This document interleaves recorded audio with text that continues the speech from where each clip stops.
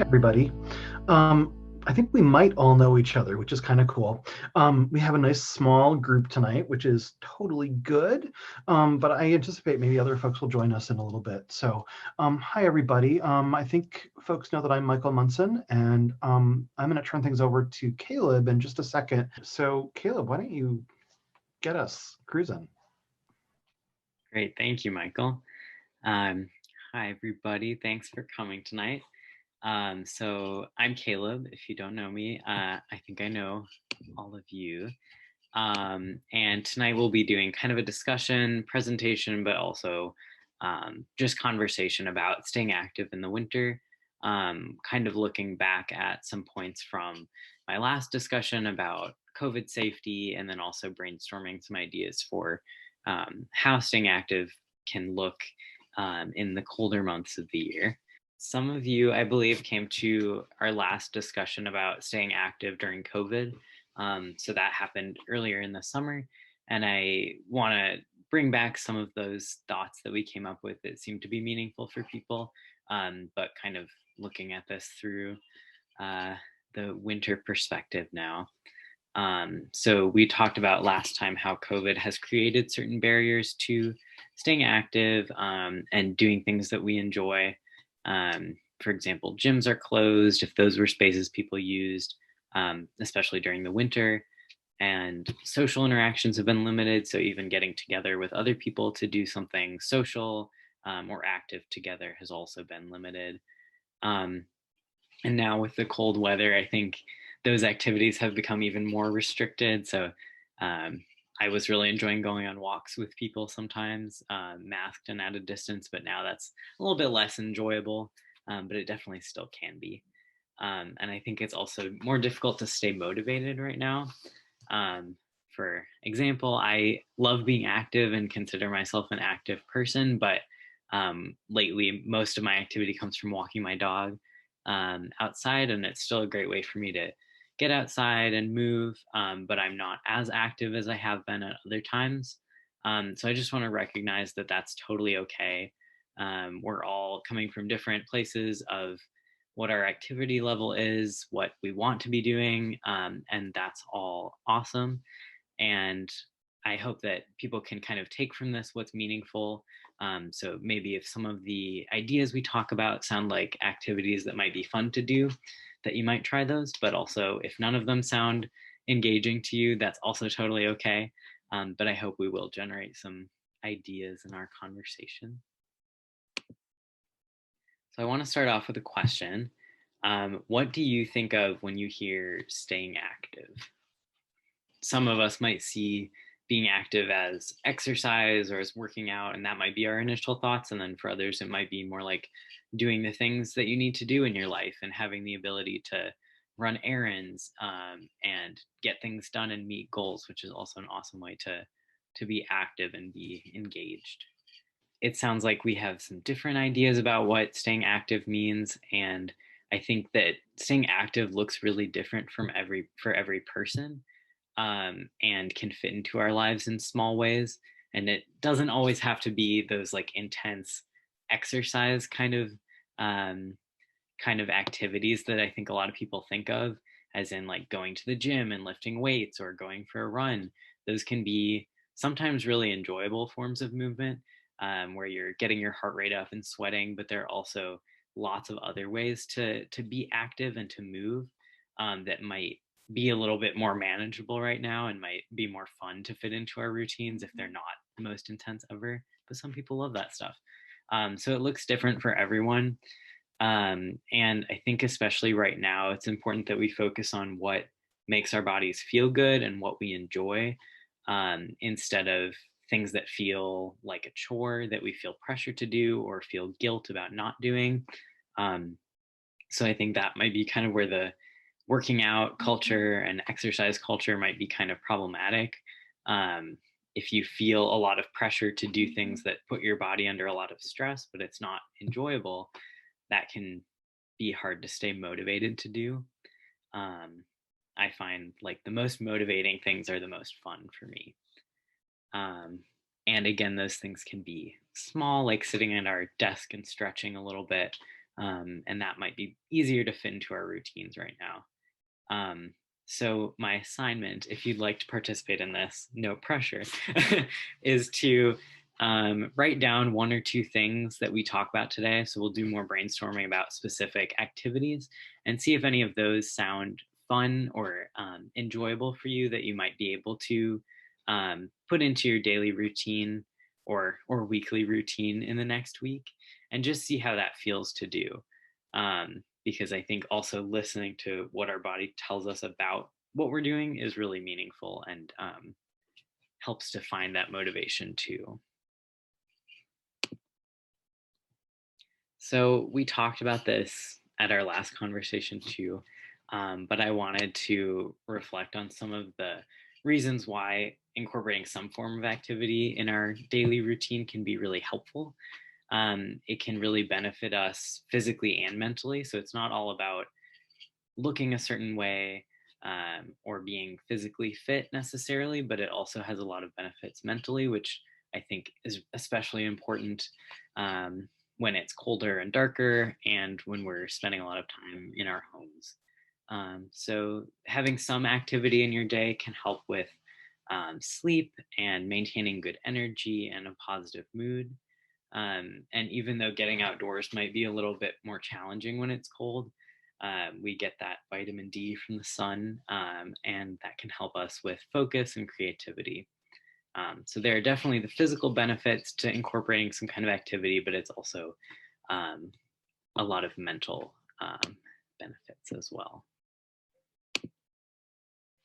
So we also talked about this last time, but I wanted to talk about some general COVID safety tips, and these can apply to all kinds of different activities. As we talk about more specific kinds of activity, just keeping these in mind and making sure that, for example, ice skating, there are opportunities to do that, and how can that be safe and in alignment with COVID guidelines. So kind of briefly, exercising outside is great because there's more airflow and less likelihood of particles with COVID landing on you or breathing them in or on someone else. Avoiding crowded areas. So that might mean going to a big park where you can spread out versus being on a crowded bike path, for example. Wearing a mask is essential. So even if you're outside, making sure that you're masked up so that you're protecting other people around you. And maintaining distancing. So whether you're outside or inside, making sure that you're able to maintain 6 feet of distance or more between yourself and people that aren't in your household bubble or your social pod.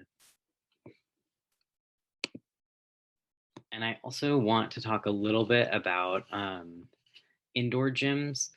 I'm not going to talk a whole lot about this or encourage anyone or discourage anyone from going to an indoor gym. I think some are open right now. I'm not totally sure. But some may be open. And if that's something that you are interested in doing, I would just encourage you to check the gym's website and see what their COVID guidelines are, how they're keeping people safe, and how you can contribute to that safety of other people at the gym, being mindful of what you're comfortable doing and taking extra precautions even if other people aren't.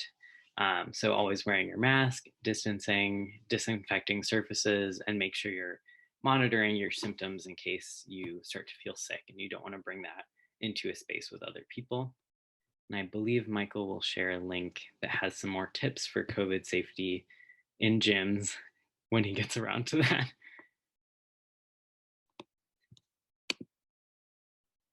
So I have some more specific ideas for outdoor activities, but before I get to those, I just want to talk about some basic winter outdoor activity safety.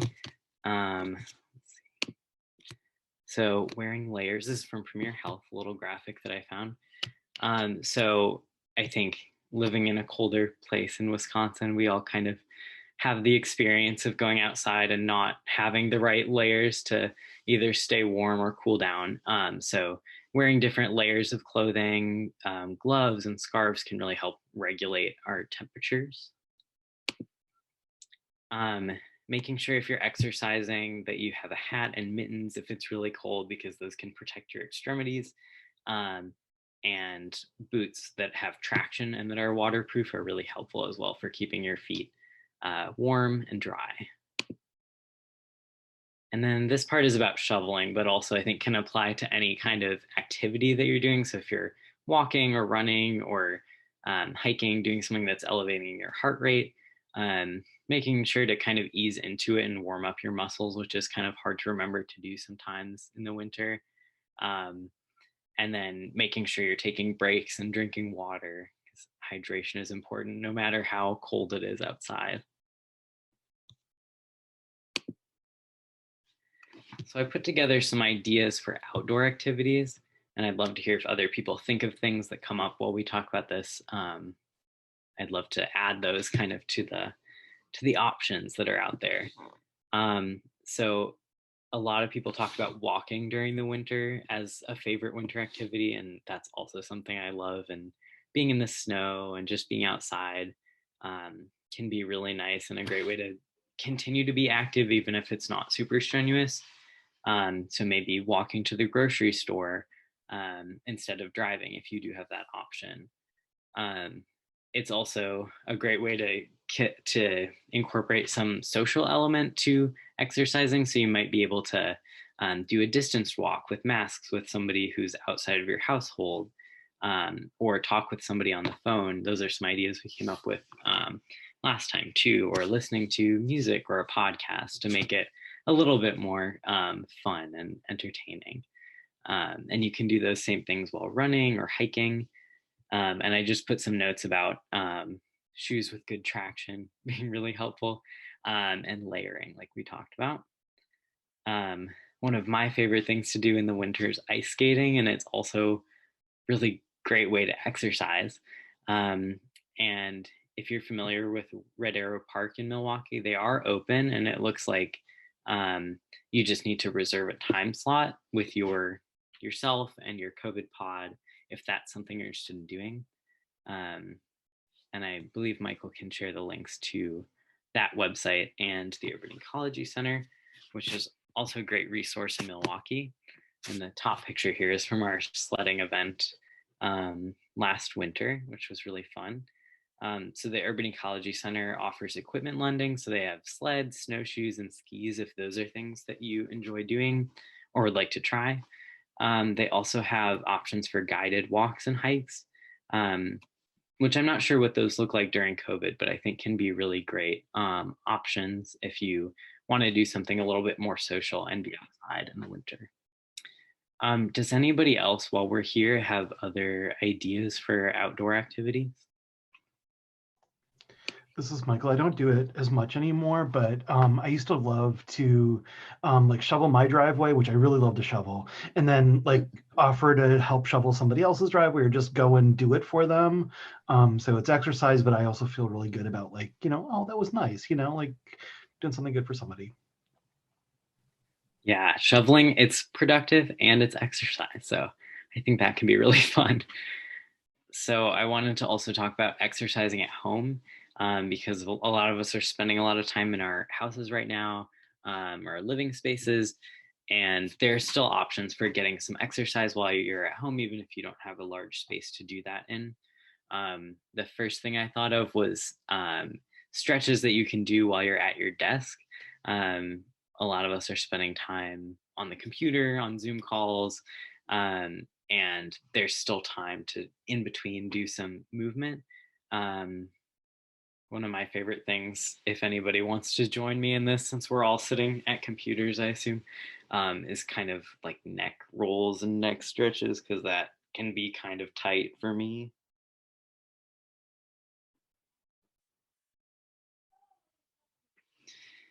I just kind of do whatever feels good in that moment, but something you can do while you're sitting is nice. Um, there are also options for stretching and yoga that are more intensive and that you can do on your floor. And I would recommend looking at YouTube videos. I have some app ideas as well for those kinds of things. Yoga is not something I'm super in tune with, but I love stretching. And I think that can be a great way, again, like if you have a lot of online meetings to take a break and just do some gentle movement and kind of ease into that, which can be really nice. Um, Also, kind of doing fun and creative movement while you're at home can be awesome, like dancing. I know some people who just really love to put on music and dance in their rooms, or follow along with a YouTube video and learn a new dance.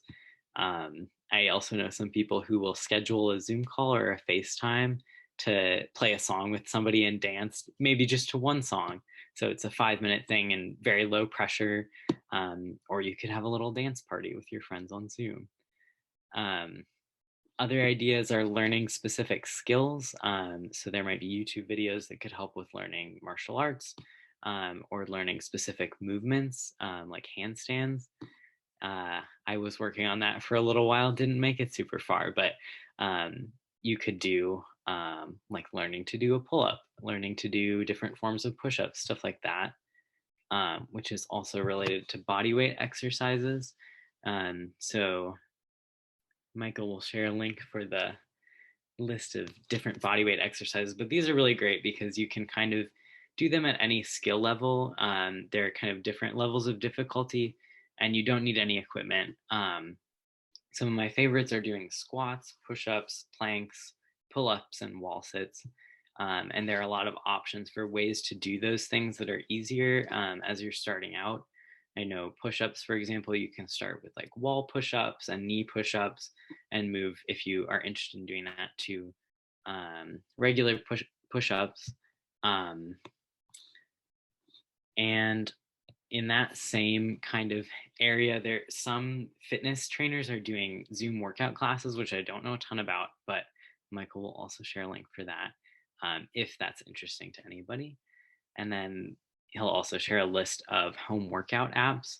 And this list is really helpful because you can look at specifically what kind of activity you'd like to do. So there are some that are more specific to yoga and stretching, and some that are more about building strength, and muscle. So a lot of options there. Also like cardio, stuff like that. And also, so workout equipment at home can be helpful, but you absolutely don't need it. There are so many kinds of movement that you can do without it. And personally, the only kind of equipment I have is a pull-up bar, which I like because I can do pull-ups and I can do some ab exercises. Um, so if that's something you enjoy, that might be a good option. I think mine was $12 at Target. Um, so not a huge investment, but also you can DIY some workout equipment if that's something you feel like you'd like to have. I've heard about some people using milk jugs or big water jugs to use them as weights. You could also use heavy books, chairs to do like step ups, and tricep dips is something that I've done in the past with chairs. Lots of ways you can turn your home environment into an exercise space. And there's also a link for making your own kind of workout equipment if that's something you're interested in.